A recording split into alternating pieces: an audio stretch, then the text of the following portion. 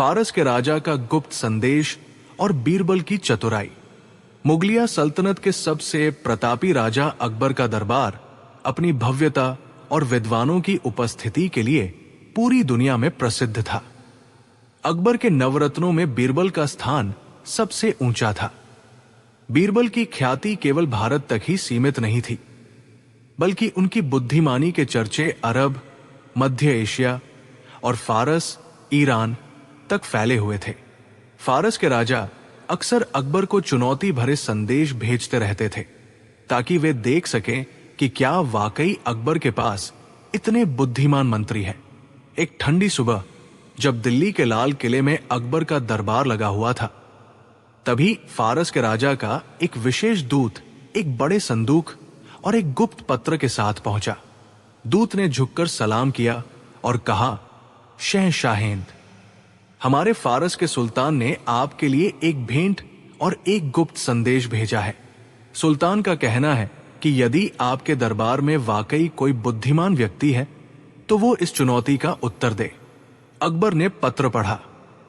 पत्र में लिखा था, आलमपना अकबर, मैंने सुना है कि आपके पास बीरबल नाम का एक अत्यंत चतुर व्यक्ति है।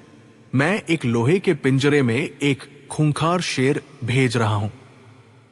शर्त यह है कि आपको इस शेर को पिंजरे से बाहर निकालना है, लेकिन न तो पिंजरे का दरवाजा खोला जाएगा, नहीं पिंजरे की एक भी सलाख तोड़ी जाएगी और न ही शेर को कोई इंसान हाथ लगाएगा। यदि आप ऐसा करने में सफल रहे तो मैं मान लूंगा कि आपके दरबार की बुद्धिमानी का डंका बजाना सही है, वरना आपको स्वीकार करना होगा कि फारस की बुद्धि श्रेष्ठ है। दरबार में सन्नाटा। जैसे ही अकबर ने यह शर्त सुनाई, पूरे दरबार में सन्नाटा पसर गया। दरबारी एक दूसरे का मुंह ताकने लगे। लोहे का पिंजरा मंगाया गया। वो पिंजरा चारों तरफ से मजबूती से बंद था। उसके भीतर एक बड़ा सा पीले रंग का शेर खड़ा था, जो बिल्कुल असली लग रहा था। दरबारी आपस में कानाफूसी करने लगे। ये तो असंभव है, बिना पिंजरा खोले शेर बाहर कैसे आएगा? क्या ये कोई काला जादू है? अकबर भी चिंतित हो गए। उन्होंने अपने खास दरबारी मुल्ला दुप्याजा की ओर देखा। मुल्ला ने सिर झुका लिया। फिर उन्होंने बीरबल की ओर देखा, जो बहुत ध्यान से उस पिंजरे और शेर का निरीक्षण कर रहे थे। बीरबल का निरीक्षण। बीरबल धीरे से उठे और पिंजरे के चारों ओर चक्कर लगाने लगे। उन्होंने गौर किया कि शेर की आंखों में कोई चमक नहीं है और वह बिल्कुल स्थिर है। बीरबल के चेहरे पर एक मंद मुस्कान आ गई। वे समझ गए कि फारस के राजा ने असल में क्या खेल खेला है। बीरबल ने अकबर से कहा, जहांपनाह, इस समस्या का समाधान बहुत सरल है। बस मुझे 2 घंटे का समय और कुछ जलती हुई मशालें चाहिए। अकबर थोड़े हैरान थे, लेकिन उन्हें बीरबल पर पूरा भरोसा था। उन्होंने तुरंत आदेश दिया, बीरबल को जो चाहिए वह दिया जाए। चमत्कार का दृश्य। बीरबल ने सैनिकों को आदेश दिया कि वे जलती हुई मशालों को पिंजरे के बिल्कुल करीब ले जाएं। जैसे जैसे मशालों की गर्मी पिंजरे के भीतर पहुंचने लगी, एक अजीब सी घटना घटने लगी। वो शेर, जो इतना खूंखार और असली लग रहा था, धीरे धीरे पिघलने लगा। दरबारी अपनी आंखों पर यकीन नहीं कर पा रहे थे। दरअसल वो शेर मांस का नहीं बल्कि मोम, वैक्स का बना हुआ था। फारस के कारीगरों ने उसे इतनी सफाई से बनाया था और उस पर असली शेर जैसी खाल का रंग चढ़ाया था कि दूर से देखने पर कोई भी धोखा खा जाए। गर्मी पाकर मोम पिघलकर पिंजरे की सलाखों के नीचे से बाहर बहने लगा। कुछ ही देर में शेर पूरी तरह पिघलकर तरल बन गया और पिंजरा खाली हो गया।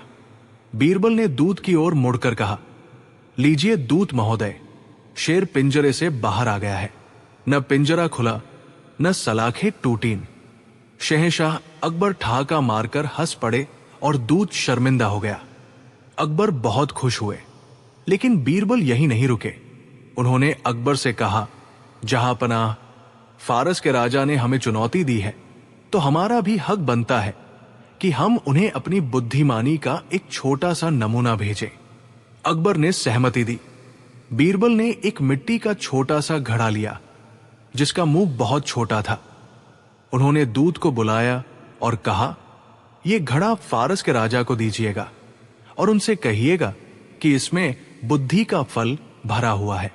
उन्हें यह फल बिना घड़ा तोड़े और बिना उसे नुकसान पहुंचाए बाहर निकालना है। यदि वे ऐसा नहीं कर पाए तो उन्हें मानना होगा कि हिंदुस्तान की मिट्टी में बुद्धि उपजती है। दूध घड़ा लेकर फारस पहुंचा। राजा ने जब घड़ा देखा तो वे चकरा गए। घड़े के छोटे से मुंह के अंदर एक बहुत बड़ा कद्दू पंपकिन फंसा हुआ था। वो कद्दू घड़े के आकार का ही था। राजा और उनके वजीर समझ नहीं पा रहे थे कि इतना बड़ा कद्दू इस छोटे से मुंह वाले घड़े के अंदर गया कैसे, और अब इसे बिना घड़ा तोड़े निकाला कैसे जाए। हफ्तों बीत गए। फारस के सबसे बड़े विद्वान हार मान गए। अंततः फारस के राजा को संदेश भेजना पड़ा कि वे हार मान चुके हैं और पूछना चाहते हैं कि यह कैसे संभव हुआ। बीरबल ने उत्तर भिजवाया, सुल्तान, जब कद्दू छोटा था तभी हमने घड़े को बेल पर रख दिया था और कद्दू को घड़े के अंदर डाल दिया था।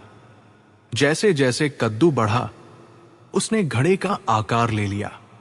इसे ही बुद्धि का फल कहते हैं, जिसे निकालने के लिए धैर्य और सही समय का इंतजार करना पड़ता है। फारस के राजा बीरबल की इस चतुराई और हाजिर जवाबी के कायल हो गए और उन्होंने अकबर को पत्र लिखकर स्वीकार किया कि बीरबल जैसा बुद्धिमान पूरी दुनिया में दूसरा कोई नहीं है। कहानी की सीख, मोरल, धैर्य और बुद्धि। दुनिया में ऐसी कोई समस्या नहीं है जिसे बुद्धि और शांति से हल न किया जा सके। जहां शारीरिक बल काम नहीं आता वहां दिमागी बल काम आता है। दृष्टिकोण, चीजें जैसी दिखती हैं हमेशा वैसी होती नहीं है जैसे मोम का शेर। इसलिए गहराई से निरीक्षण करना आवश्यक है।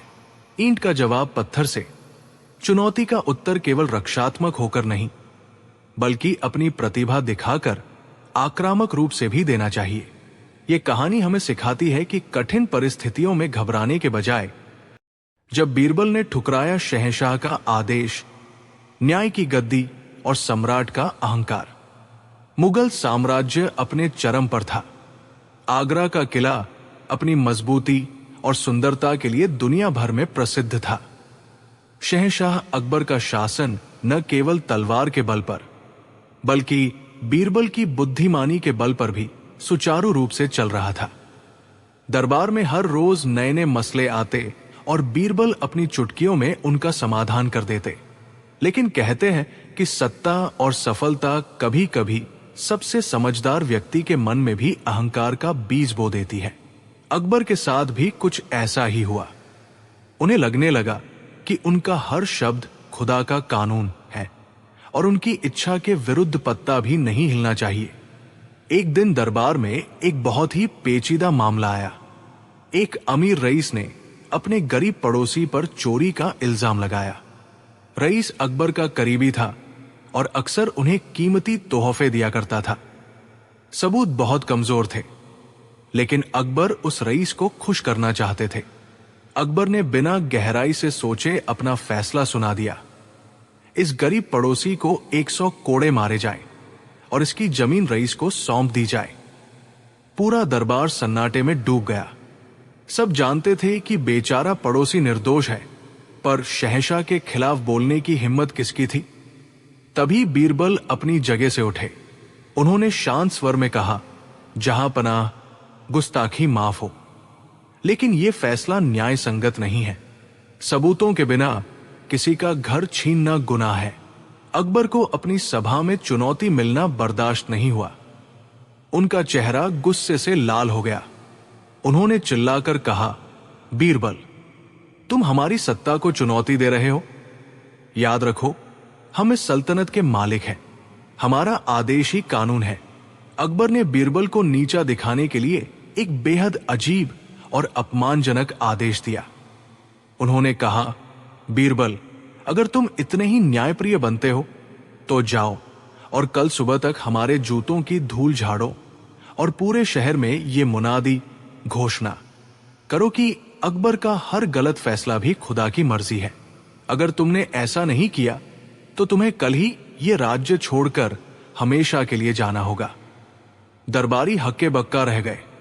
बीरबल जैसे विद्वान को जूतों की धूल झाड़ने और झूठ बोलने का आदेश देना उनका घोर अपमान था। बीरबल ने झुककर सलाम किया और कहा, जहांपनाह, मैं आपके इस आदेश को मानने से साफ इनकार करता हूं। दरबार में मौत जैसी खामोशी छा गई। शहंशाह का आदेश मानने से मना करना राजद्रोह के बराबर था। अकबर की आंखें गुस्से से उबल रही थी।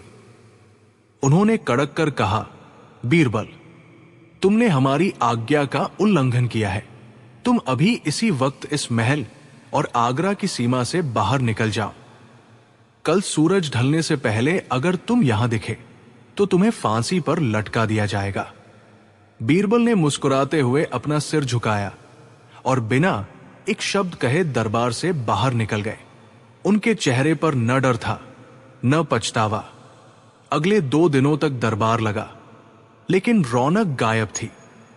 अकबर को अपनी गलती का एहसास होने लगा था, लेकिन उनका अहंकार उन्हें झुकने नहीं दे रहा था। वे रईस जिसे खुश करने के लिए उन्होंने फैसला दिया था, अब दरबार में बैठकर चापलूसी कर रहा था, जो अकबर को चुभने लगी थी। उधर बीरबल ने राज्य नहीं छोड़ा था। वे भेष बदलकर आगरा के ही एक गरीब मोहल्ले में रहने लगे। उन्होंने देखा कि अकबर के उस गलत फैसले के कारण गरीब पड़ोसी का परिवार सड़कों पर आ गया था और लोग दबी जुबान में शहंशाह को अन्यायी कह रहे थे। तीसरे दिन अकबर अपनी प्रजा का हाल जानने भेष बदलकर निकले। उन्होंने देखा कि एक चौराहे पर एक सन्यासी बैठा है, जिसके पास लोगों की भारी भीड़ जमा है। वो सन्यासी लोगों को सत्य और न्याय का पाठ पढ़ा रहा था। अकबर भी भीड़ में शामिल हो गए। सन्यासी ने अकबर को पहचान लिया। वो बीरबल ही थे, लेकिन अकबर उन्हें नहीं पहचान पाए। सन्यासी ने जोर से कहा, भाइयों, दुनिया में 2 तरह के राजा होते हैं। एक वह जो जूतों की धूल झाड़कर खुश होता है, और दूसरा वह जो अपनी प्रजा के आंसू पोंछकर अमर हो जाता है। जो राजा अपने अहंकार को खुदा से बड़ा मानता है, उसका पतन निश्चित है। अकबर के दिल पर चोट लगी।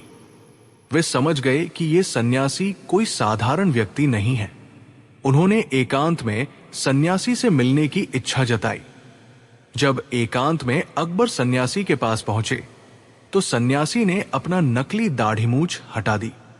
सामने बीरबल खड़े थे। अकबर हैरान रह गए। उन्होंने कहा, बीरबल, तुम तो चले गए थे और तुमने मेरा आदेश मानने से मना क्यों किया था? क्या तुम्हें अपनी जान प्यारी नहीं थी? बीरबल ने बड़ी ही मार्मिक बात कही। जहांपनाह, अगर मैं आपका वो आदेश मान लेता तो मैं 2 लोगों का अपमान करता। पहला, खुद का, क्योंकि एक विद्वान का काम जूतों की धूल झाड़ना नहीं, राजा को सही रास्ता दिखाना है।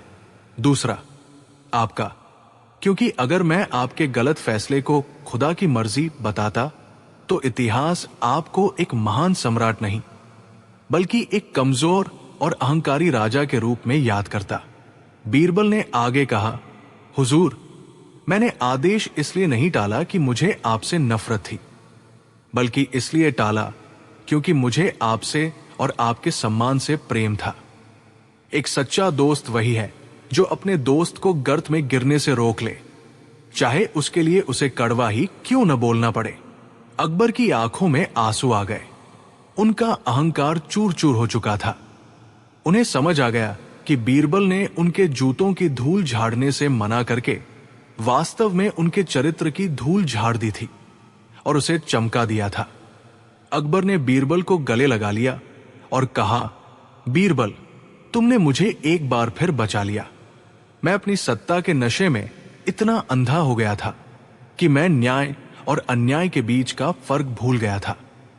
तुम्हारा मना करना मेरे लिए किसी वरदान से कम नहीं था। अगले दिन बीरबल पूरे सम्मान के साथ दरबार में वापस आए। अकबर ने अपना पिछला फैसला बदल दिया। उस रईस पर भारी जुर्माना लगाया गया जिसने झूठ बोला था, और उस गरीब पड़ोसी को उसकी जमीन वापस मिली। साथ ही उसे शाही खजाने से मुआवजा भी दिया गया। पूरे आगरा में अकबर और बीरबल की जय जयकार होने लगी। कहानी का मोरल गलत का विरोध करें। चाहे सामने कोई कितना भी शक्तिशाली क्यों न हो, यदि उसका आदेश न्याय और मानवता के विरुद्ध है तो उसे मानने से मना करना ही सच्ची वीरता है। सच्ची मित्रता और वफादारी का मतलब हमें हम मिलाना नहीं है। सच्चा वफादार वही है जो आपको आपकी गलती पर टोक सके। अहंकार का त्याग। सत्ता और पद का अहंकार इंसान की बुद्धि को ढक देता है। आत्ममंथन और सही सलाह को स्वीकार करना ही महानता की निशानी है। स्वाभिमान। इंसान को अपने सिद्धांतों से कभी समझौता नहीं करना चाहिए। बीरबल ने अपनी जान जोखिम में डाली, पर अपने स्वाभिमान और सत्य का साथ नहीं छोड़ा। बीरबल का अकबर का आदेश मानने से मना करना कोई विद्रोह नहीं, बल्कि एक उपचार था। यह कहानी हमें सिखाती है कि न्याय की तराजू और सोने का सिक्का। अकबर अक्सर कहते थे, मेरे साम्राज्य में सूरज कभी अस्त हो सकता है, लेकिन न्याय की लौ कभी बुझनी नहीं चाहिए। लेकिन कभी कभी ऐसी पेचीदा समस्याएं आ जाती थी जहां कानून की किताबें मौन हो जाती थी। ऐसे ही समय में बीरबल का बुद्धि कौशल काम आता था। एक चिलचिलाती दोपहर में जब दरबार की कार्यवाही समाप्त होने ही वाली थी, तभी दो व्यक्ति चिल्लाते हुए दरबार में दाखिल हुए। एक था सेठ मक्खनलाल, जो शहर का एक प्रसिद्ध घी का व्यापारी था। दूसरा था कालू, जो एक गरीब मजदूर था और दिन भर बोझ ढोने का काम करता था। दोनों के बीच विवाद का विषय था एक चमकता हुआ सोने का सिक्का। सेठ मक्खनलाल ने हाफते हुए कहा, जहांपना, ये मजदूर चोर है। आज सुबह जब मैं अपनी दुकान की गद्दी पर बैठा हिसाब कर रहा था, तब यह सिक्का मेरे हाथ से फिसल कर नीचे गिर गया। जैसे ही मैं उसे उठाने के लिए झुका, इस कालू ने फुर्ती से उसे उठा लिया और दावा करने लगा कि यह उसका है। कालू ने रोते हुए अपनी सफाई दी, नहीं जहांपना, यह सरासर झूठ है। मैं पिछले 3 महीनों से पाई जोड़ रहा था ताकि अपनी बीमार मां के लिए दवा और फल खरीद सकूं। यह सिक्का मेरी मेहनत की कमाई है, जो मैंने कल ही एक सुनार से अपनी छोटी छोटी बचतों के बदले लिया था। सेठ जी की नीयत इस पर बिगड़ गई है। अकबर ने सिक्के को हाथ में लेकर देखा। वो एक साधारण सोने का सिक्का था, जिस पर उस समय की मुहर लगी थी। ऐसे हजारों सिक्के प्रचलन में थे। न तो उस पर सेठ का नाम लिखा था और न ही कालू का कोई निशान था। अकबर ने दरबारियों से पूछा, क्या कोई गवाह है? सेठ ने कहा, हुजूर, उस समय दुकान पर कोई ग्राहक नहीं था। कालू ने कहा, महाराज, मैं अकेला ही सड़क पर चल रहा था। अकबर उलझन में पड़ गए। उन्होंने बीरबल की ओर देखा, जो अपनी आंखें बंद किए कुछ सोच रहे थे। अकबर ने कहा, बीरबल, अब तुम ही न्याय की इस तराजू को संतुलित करो। यह सिक्का किसका है? बीरबल की अनूठी जांच। बीरबल अपनी जगह से उठे और उन्होंने सिक्के को हाथ में लिया। उन्होंने उसे सूंघा, फिर उसे धूप में चमकते हुए देखा। दरबारी सोच रहे थे कि बीरबल सिक्के से बात कर रहे हैं। बीरबल ने एक सैनिक को आदेश दिया, जाओ, एक कटोरे में खौलता हुआ गर्म पानी लेकर आओ। दरबार में कानाफूसी होने लगी। क्या बीरबल सिक्के को उबालेंगे? क्या गर्म पानी सच उगलवाएगा? जब खौलता हुआ पानी लाया गया, तो बीरबल ने पूरे दरबार के सामने वो सोने का सिक्का उस पानी में डाल दिया। सब लोग सांस रोककर उस कटोरे को देखने लगे। पानी शांत था, लेकिन कुछ ही क्षणों बाद पानी की सतह पर तेल की नन्ही नन्ही बूंदें तैरने लगी। सूरज की रोशनी में वे बूंदें इंद्रधनुष की तरह चमक रही थी। बीरबल के चेहरे पर मुस्कान आ गई। उन्होंने कटोरा शहंशाह अकबर के सामने रखा और कहा, जहां अपना, न्याय हो चुका है।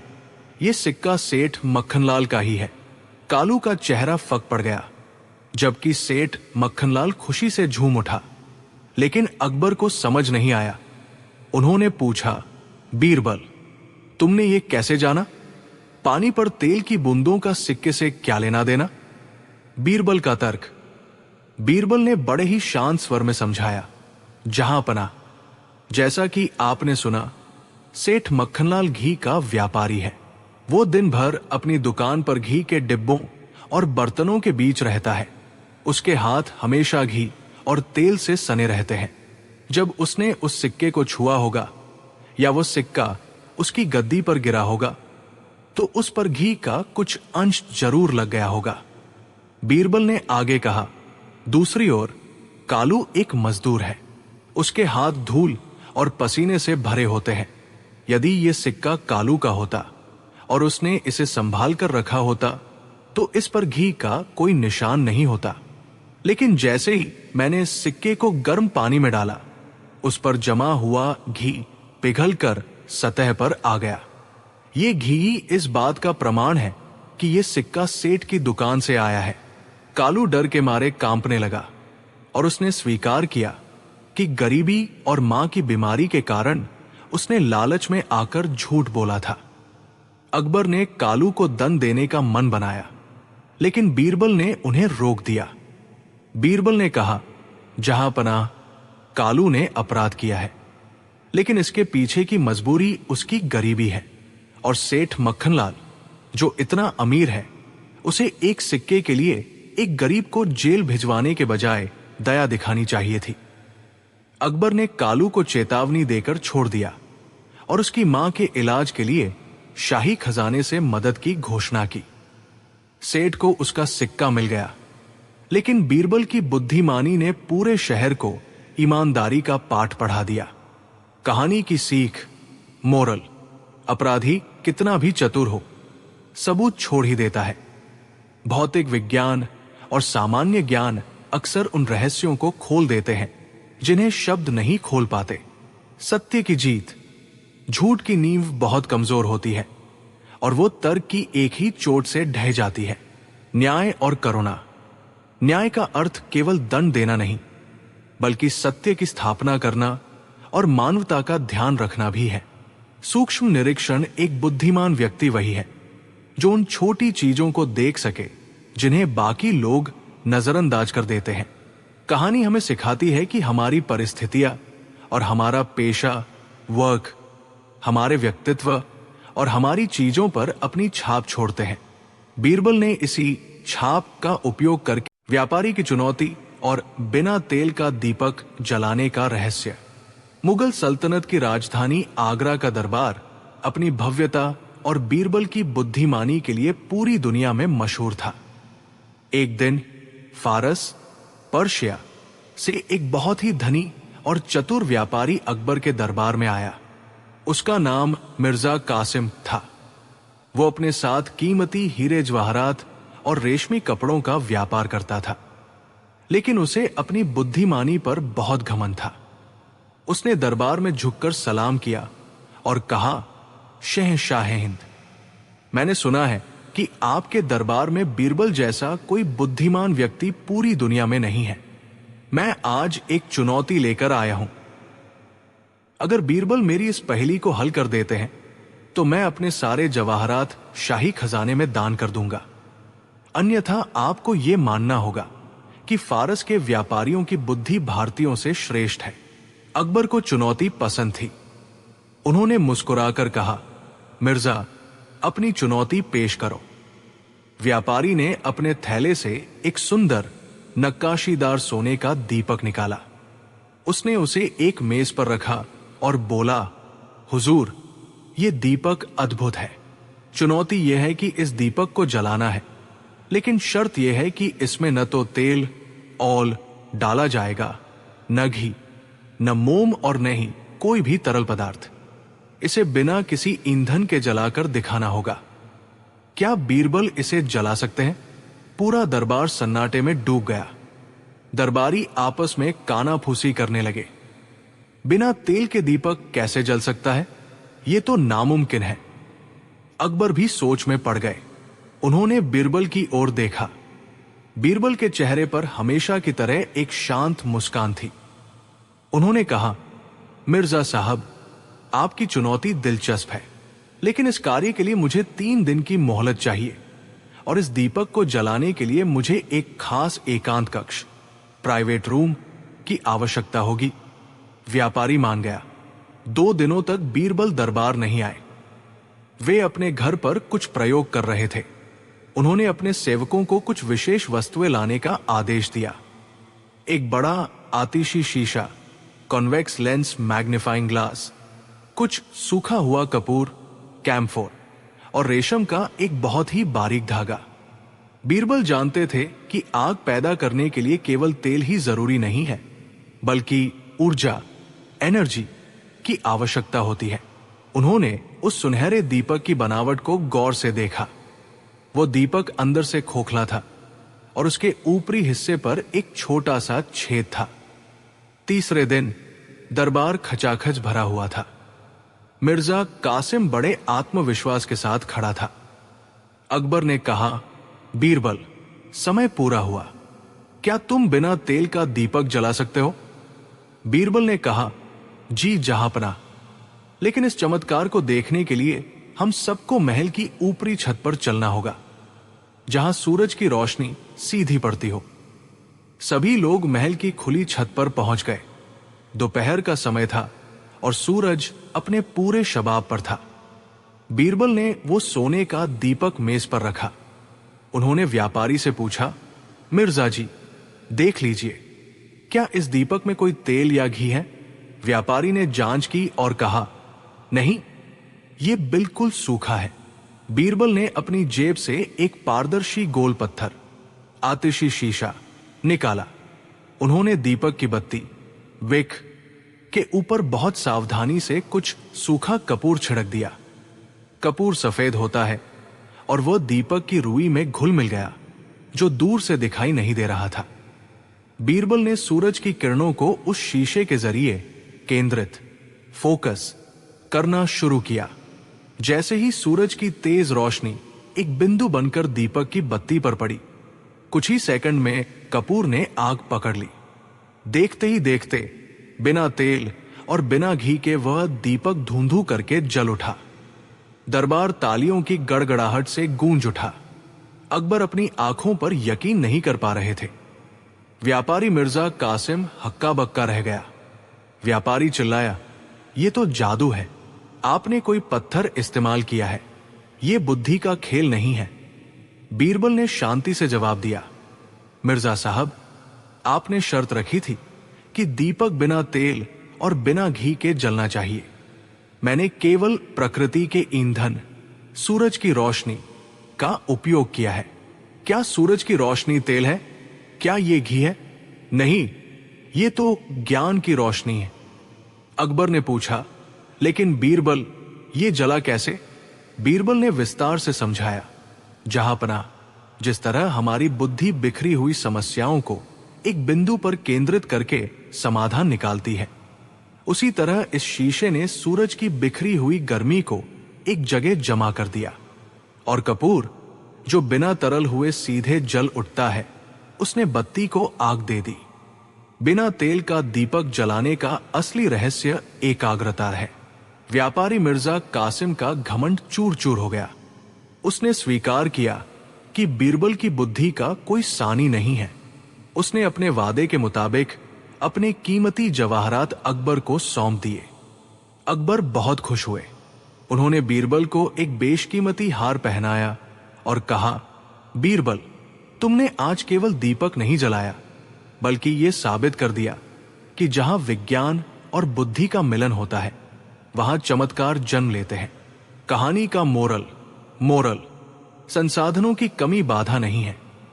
यदि आपके पास सही ज्ञान और बुद्धि है, तो आप बिना पारंपरिक संसाधनों, तेल घी के भी सफलता का दीपक जला सकते हैं।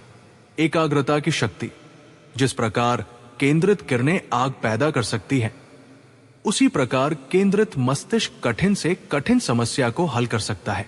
अभिमान का अंत। अपनी बुद्धि पर अहंकार करना मूर्खता है, क्योंकि संसार में ज्ञान की कोई सीमा नहीं है। ये चटपटी कहानी हमें सिखाती है कि जीवन की समस्याओं को सुलझाने के लिए केवल सामग्री की नहीं, 2-3 चतुर पंडित और बीरबल की उल्टी परीक्षा। एक दिन सम्राट अकबर का दरबार हमेशा से कहीं अधिक भरा हुआ था। दरबारियों के बीच उत्सुकता थी, क्योंकि आज 3 प्रसिद्ध पंडित आगरा आए थे। ये पंडित अपने आप को विद्या का समुद्र और ज्ञान का पहाड़ कहते थे।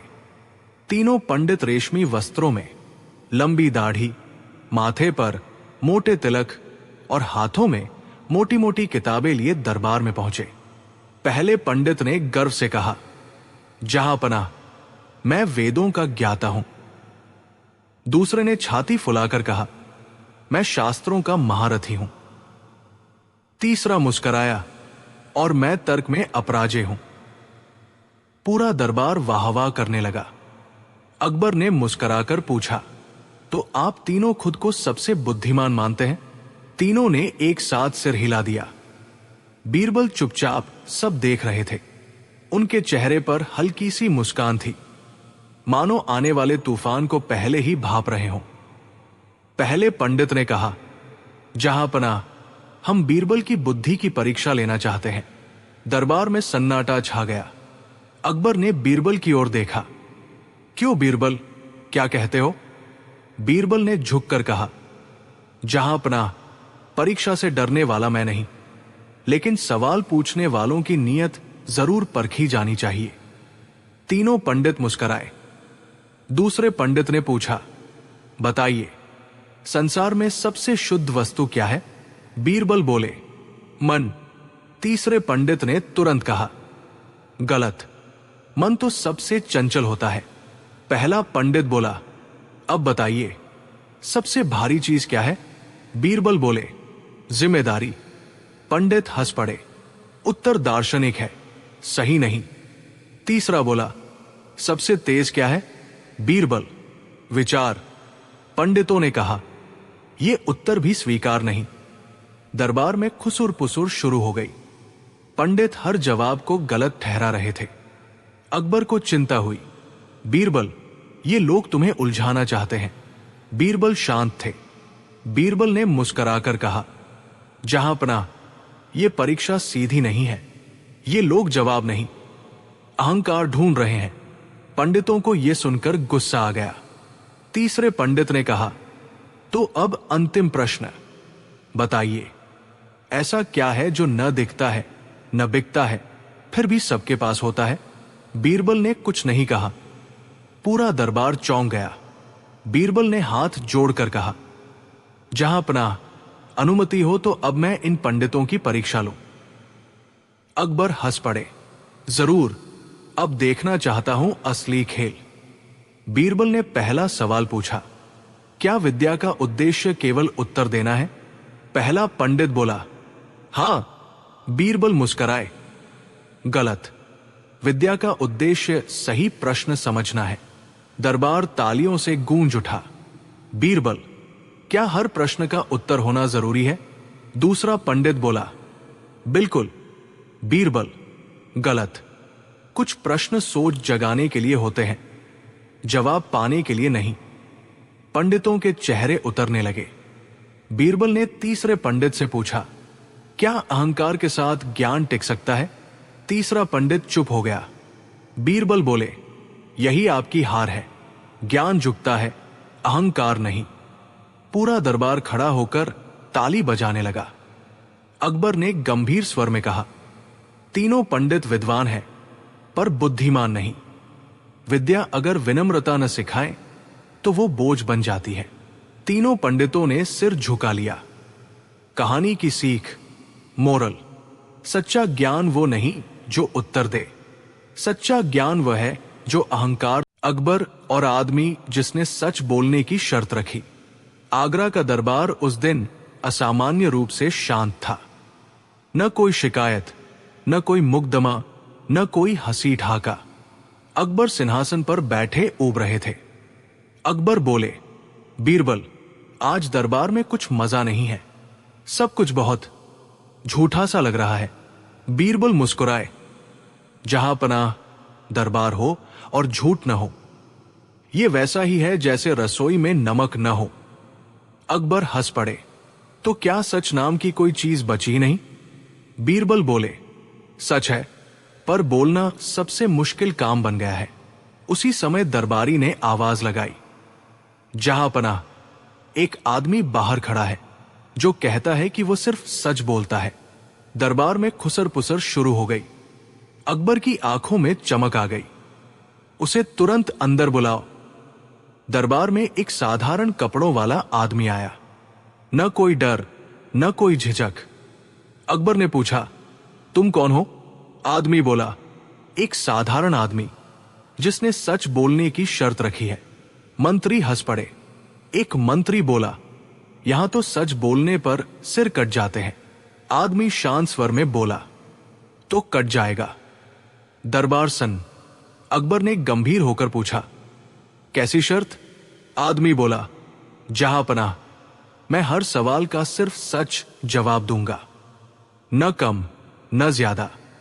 अकबर ने बीरबल की ओर देखा। बीरबल हल्की मुस्कान के साथ चुप रहे। अकबर बोले, बताओ, तुम्हें डर लगता है? आदमी बोला, हां, लेकिन सच बोलने से कम और झूठ बोलने से ज्यादा। दरबार में सन्नाटा। अकबर ने पूछा, तुम्हें क्या चाहिए? आदमी बोला, कुछ नहीं। मंत्री हंसे। झूठ पकड़ा गया। आदमी बोला, सच यह है कि मुझे कुछ चाहिए, लेकिन मांगना नहीं चाहता। बीरबल ने ताली बजाई। जहां पनाह, सच कभी सीधा नहीं होता, पर झूठ से भी ज्यादा साफ होता है। अकबर बोले, अगर तुम सच बोलते हो तो आज दरबार में रहोगे। मंत्री घबरा गए। एक मंत्री बोला, जहां पनाह, अगर इसने सच बोल दिया तो सब फंस जाएंगे। आदमी मुस्कुराया, मैं किसी को फंसाता नहीं, सच खुद फंस जाता है।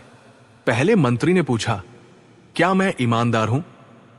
आदमी बोला, आप कोशिश करते हैं, जब मौका नहीं मिलता।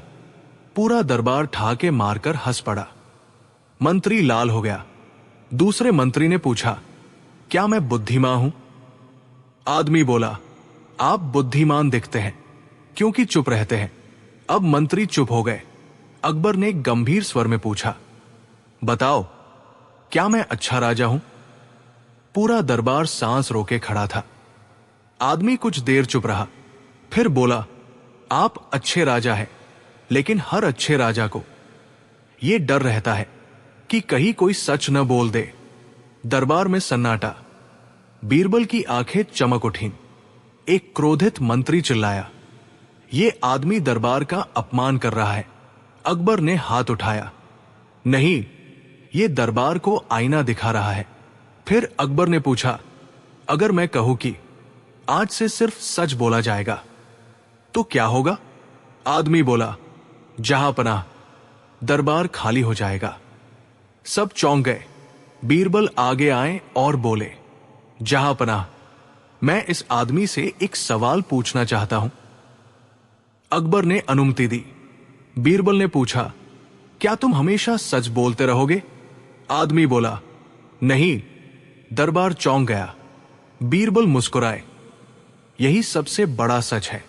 आदमी बोला, सच बोलना आसान है, पर हर सच हर समय बोलना बुद्धिमानी नहीं। अगर हर सच बोल दिया जाए तो रिश्ते टूट जाते हैं, राज्य हिल जाते हैं और इंसान अकेला रह जाता है। अकबर गहरी सोच में पड़ गए। अकबर ने कहा, आज से यह आदमी मेरे दरबार में रहेगा। मंत्री घबरा गए। अकबर बोले, लेकिन शर्त है, ये सच बोलेगा, पर तभी जब पूछा जाए। आदमी झुक गया। दरबार समाप्त होने पर अकबर ने बीरबल से पूछा, क्या सच बोलना सही है? बीरबल मुस्कुराए और बोले, जहां पनाह, सच दवा की तरह है, अगर ज्यादा हो जाए तो बीमारी बन जाता है। अकबर हंसे और बोले, लगता है आज मैंने भी एक कड़वा सच सीख लिया। कहानी की सीख, मोरल, सच सबसे ताकतवर होता है, लेकिन उसे कब, कैसे और कितना बोलना है, ये अक्ल तय करती है। हर सच कहना ईमानदारी नहीं। एक दरबार में आया आदमी जो सवालों से जवाब खरीदता था। एक दिन मुगल सम्राट अकबर के दरबार में हमेशा की तरह चहल पहल थी। दरबारी अपने अपने मुग्ध में लेकर खड़े थे, कोई इनाम की उम्मीद में तो कोई न्याय की तलाश में। बीरबल अपने स्थान पर मुस्कुराते हुए खड़े थे और बादशाह अकबर आज कुछ विशेष ही प्रसन्न दिख रहे थे। तभी दरबार के बाहर से नगाड़ों की आवाज आई। दरबार ने ऊंची आवाज में घोषणा की, जहांपनाह, एक अजीब व्यापारी दरबार में प्रवेश की अनुमति चाहता है। वो कहता है कि वो सवालों से जवाब खरीदता है। पूरा दरबार चौंक गया। अकबर ने भौहें उठाई। सवालों से जवाब खरीदता है, ये कैसा व्यापार है? बीरबल ने हल्की मुस्कान के साथ कहा, जहांपनाह, लगता है आज दरबार में दिमाग का मेला लगेगा। अकबर ने तुरंत उसे बुलाने का आदेश दिया। दरबार में एक लंबा, दुबला, रेशमी कपड़ों में सजा व्यक्ति आया। सिर पर चमकदार पगड़ी, हाथ में एक बही खाता और चेहरे पर चालाक मुस्कान। उसने झुककर सलाम किया, जहांपनाह, मैं हूं मलूक सवाल वाला। मेरा काम है सवाल पूछना और उनके जवाब खरीदना। दरबार ठहाकों से गूंज उठा। एक दरबारी बोला, अरे भाई, जवाब तो लोग देते हैं, तुम खरीदते कैसे हो? मलूक मुस्कराया, हुजूर, जो मुझे सही जवाब देगा मैं उसे सोने की मोहर दूंगा, लेकिन अगर जवाब अधूरा, गलत या घुमावदार हुआ तो जवाब देने वाले को मुझे मोहर देनी होगी। दरबार अचानक शांत हो गया।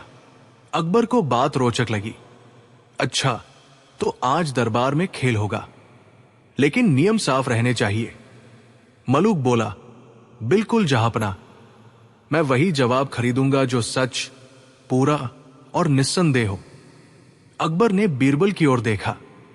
बीरबल, लगता है आज तुम्हारी बुद्धि की परीक्षा होगी। बीरबल मुस्कराए, जहांपनाह, परीक्षा तो मजेदार लग रही है। मलूक ने पहला सवाल पूछा, बताइए, इस दुनिया में सबसे तेज चीज क्या है?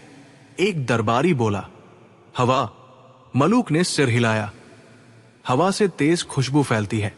दूसरा बोला, रोशनी। मलूक हंसा, रोशनी से पहले सोच पहुंच जाती है। तीसरा बोला, सोच। मलूक बोला, गलत, सोच से पहले इच्छा जन्म लेती है। दरबारियों के चेहरे उतरने लगे। मलूक हर गलत जवाब पर मोहर लेता जा रहा था। अकबर चिंतित हुए, ये तो हमारे दरबार को लूट रहा है। अकबर ने बीरबल से कहा, तुम कुछ बोल क्यों नहीं रहे? बीरबल बोले, जहांपनाह, मैं उसके सवाल नहीं, उसकी नीयत पढ़ रहा हूं। मलूक ने अगला सवाल दागा, सबसे भारी चीज क्या है? एक बोला, सोना। दूसरा, पर्वत। तीसरा, समुद्र। हर जवाब गलत। मलूक की थैली भरती जा रही थी। मलूक ने मुस्कुराकर कहा, मेरा अंतिम सवाल है, ऐसी कौन सी चीज है जो बिना खरीदे बिकती है, बिना बोले समझी जाती है और बिना दिखे महसूस होती है? पूरा दरबार सन्न। अकबर ने गंभीर स्वर में कहा, बीरबल, अब तुम्हारी बारी है। बीरबल आगे आए। उन्होंने मलूक की आंखों में देखा और बोले, तुम जो चीज खरीदते हो वो है अधूरा सच, और जो तुम बेचते हो वो है भ्रम। मलूक चौंक गया। बीरबल बोले, तुम सवाल ऐसे बनाते हो कि कोई भी जवाब अधूरा लगे, क्योंकि तुम जवाब नहीं, गलती खरीदते हो। बीरबल ने कहा, अब मैं तुमसे सवाल पूछता हूं, अगर जवाब सही हुआ तो तुम सारी मोहरें लौटाओगे। मलूक घबरा गया, फिर भी बोला, पूछिए। बीरबल ने पूछा, क्या हर सवाल का जवाब होता है? मलूक बोला, हां। बीरबल मुस्कुराए, गलत, कुछ सवाल सोचने के लिए होते हैं, जवाब के लिए नहीं। पूरा दरबार तालियों से गूंज उठा। अकबर हंस पड़े, मलूक, तुम बुद्धि नहीं, लोगों की जल्दबाजी खरीद रहे थे। मलूक ने सिर झुका लिया। उसकी सारी कमाई दरबारियों में बांट दी गई। कहानी की सीख, मोरल: हर सवाल का जवाब देना जरूरी नहीं होता। सच्ची बुद्धि वही है